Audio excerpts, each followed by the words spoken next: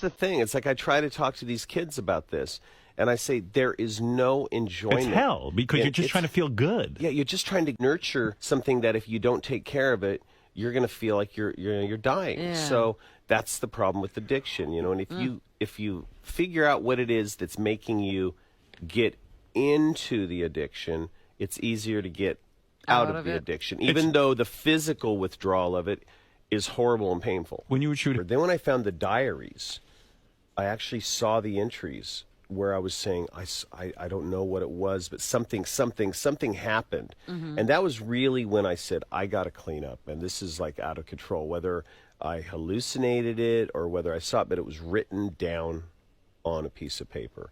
So that kind of freaked me out. Do I believe in life after death? You know, I'm not sure.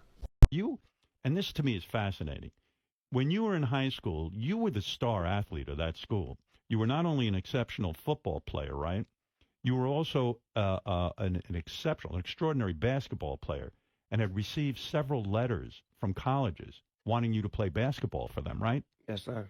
And then at that crucial point in your life, you ended up going to jail and never going to college and playing ball.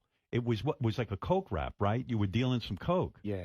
And is when you look back on that time in your life and they sent you to jail, it could have been a whole different career. Like you might have become a professional athlete. You were that good. Am I correct?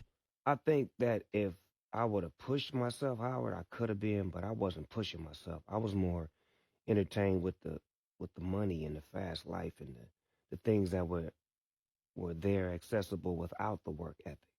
You know, the fast money. I'm thankful that it happened like that because it shaped me and molded me into something that I'm proud of today. Because if I'd have been an athlete, I don't think I would have been as great as I am right now. It's not about you, it's about you trying to impress them, as opposed to when you become a real man, if you're a part of a gang, you learn how to separate from the gang. You become an OG and you start to educate and you start to teach the little homies on how to do better and not to do what you did. And that's the point and the part of my life that I'm at now, to where I become an OG and I teach and I, give them different routes and different avenues to travel down: football, rapping, entertainment, things other than what we had. I was becoming an alcoholic, had no concept. It just, to me, it was a normal thing to get up in the morning and have a beer for breakfast and to have a beer for lunch, and to never really, I was never the drunk. I was the Dean Martin drunk. I was the golden buzz, where I knew all my lines. I never missed a show. I was right there. So nobody saw any problem. Cheryl didn't see it. Shep didn't see it. Then all of a sudden, physically, it started getting me. Pancreas, everything. I was throwing up blood. And that's when I had realized I was going to join all my other buddies, if I didn't stop this. You mean Morris and Hendricks? Yeah. The whole line. All the guys. Now, when you broke away from the band, you were about what age? I think I was about 26, 27. All right, so you go on your own. You're losing your true self. Absolutely. I was absorbed into it, yeah. Fair to say you're becoming conflicted about who you are? Yeah. We did 65 cities in 72 days at one point. But when you're 26, you're bulletproof. You're indestructible. You think you are. You think you are. Internally, it was, every night there's an audience, packed audience. You could do 6, 7 shows in a row, because then it got to a point where you couldn't do that. Physically, I was starting to break up, and I started looking at the costume before the show and going, because I knew I was killing myself. And the wife split and went back to Chicago. Well, at the end of that, there were a couple of shows after that. And I was way into cocaine then. I was into the LA blizzard of 1980, where everybody did cocaine. It was like crazy how much cocaine there was in LA. I fell right into that. Having an addictive personality, got way lost into that. And Cheryl says, when you get through with that, I'll be in Chicago. That got my attention. And so you did what? Well, I quit the cocaine. I flushed a rock about that big down the toilet and got sober. But then I had to tell her, okay, I'm sober now. And she goes, right. It's going to take a lot of proof on that one.